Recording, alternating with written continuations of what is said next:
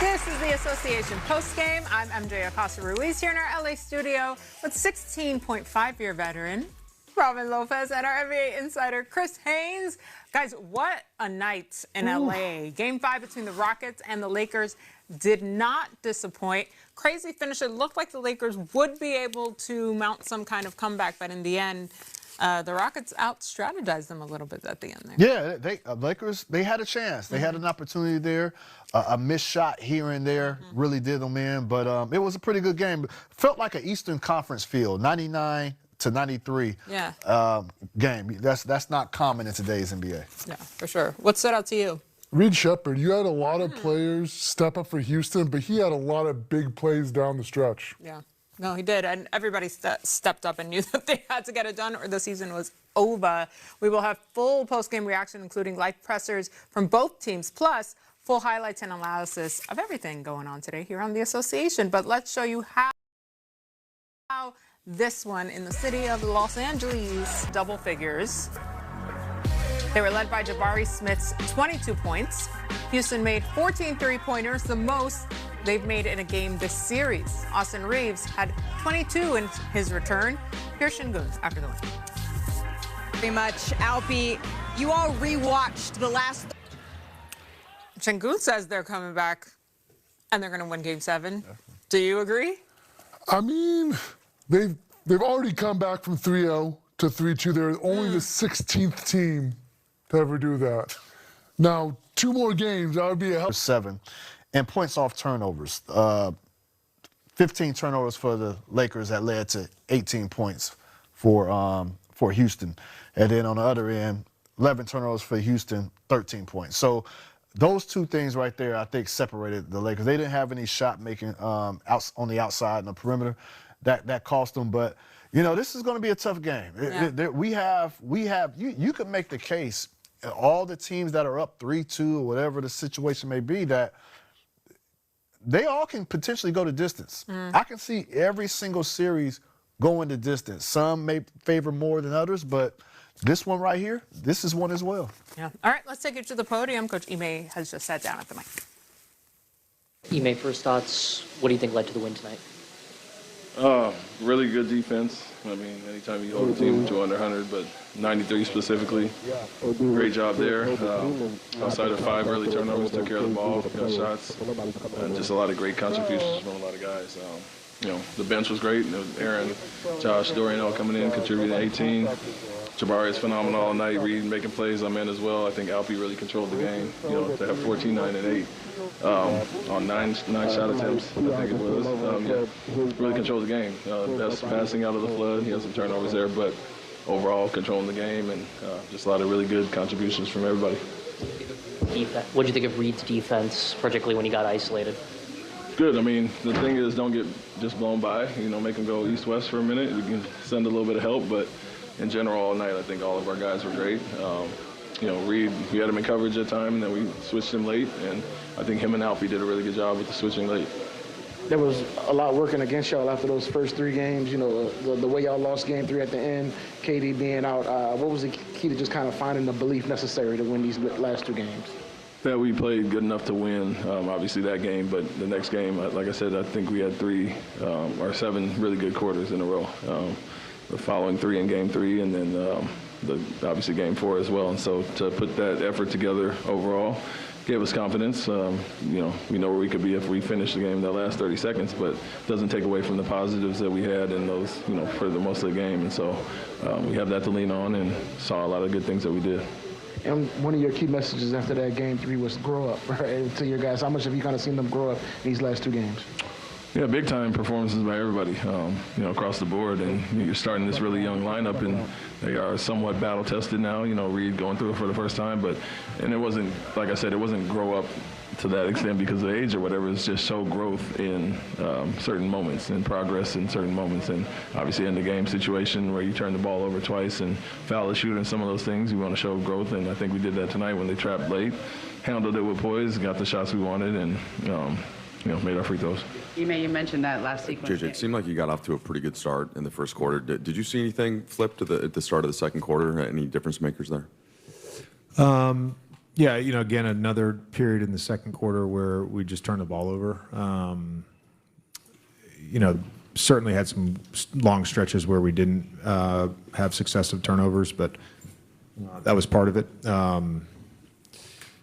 Little bit of game plan and KYP mistakes defensively for us in that second quarter.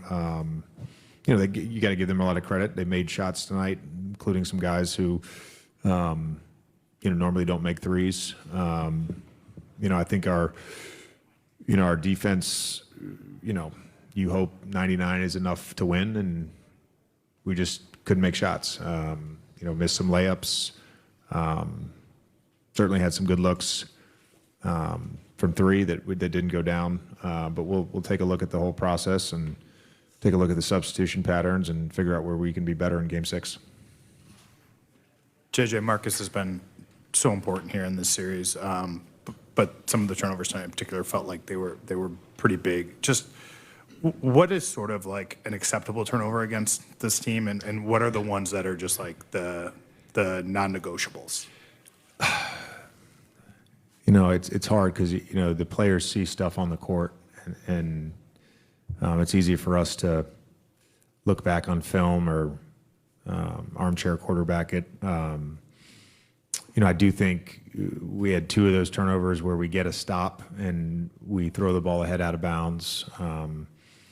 Those are the kind of the ones that you wish you had back. But the turnovers, they come in all shapes and sizes, and it's about limiting them, and you certainly have to give your guys freedom to make basketball plays.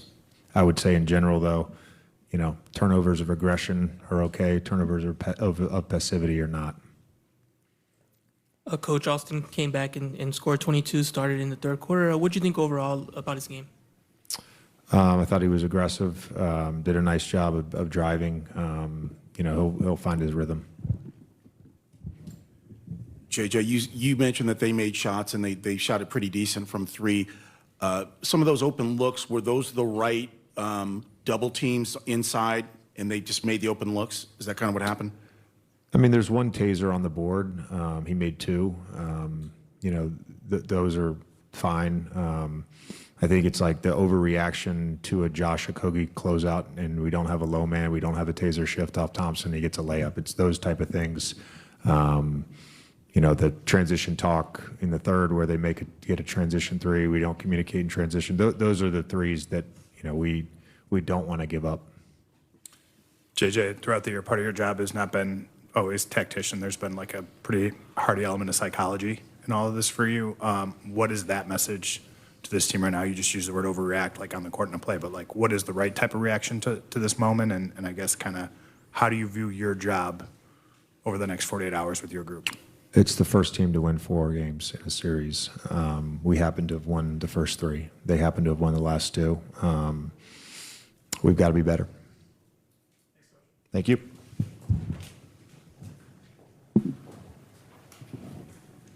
LeBron go to his locker. AR will be here in a little bit. LeBron in his locker now. That's how you end a press conference. Okay, so Houston, without KD in the last 2 games, have gotten the job done, Chris. Yeah, well, listen, I think their back is against the wall.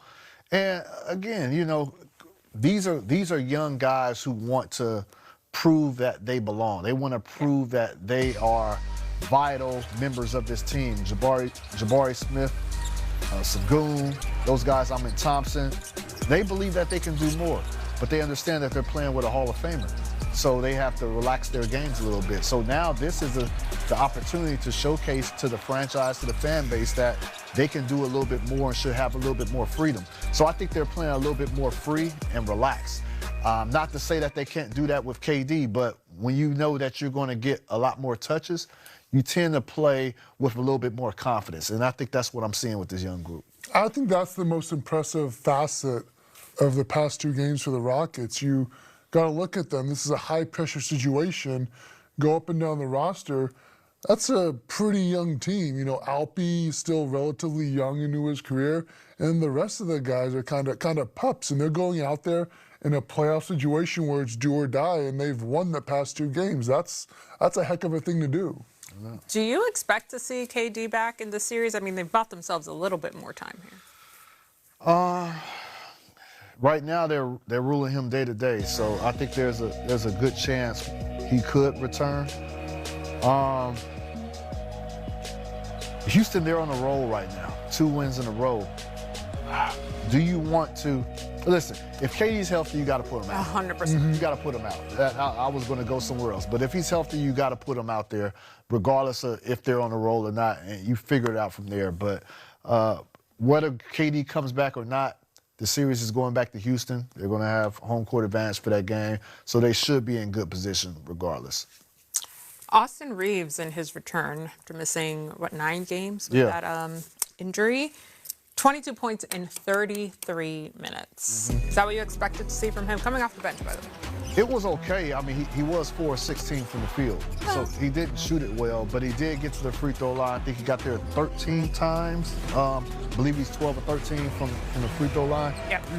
So, he was effective in being aggressive, but the efficiency wasn't there, and they needed more of that. But listen, that's expected. He's been out for quite some time. I expect that he'll find his mark. Will he be able to find it by the time Game 6 rolls around? I don't know, but it's still good to have him out there on the floor. What did you see from Austin?